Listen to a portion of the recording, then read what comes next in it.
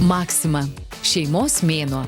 Didžiausia vertybė – tai žmogaus ryšys su žmogumi. Tuomet daliniesi ne tik džiaugsmu, bet ir rūpesčiais, ne tik patirtimi, bet ir mokaisi pats. Apie tai mama Virginija, mažyliai Vėja, Saulė ir jų močiutė Bronė. Gyveno gaidelis kakarikukų, papuošęs galvelę raudonų pūkų. Ar patiko dainelė?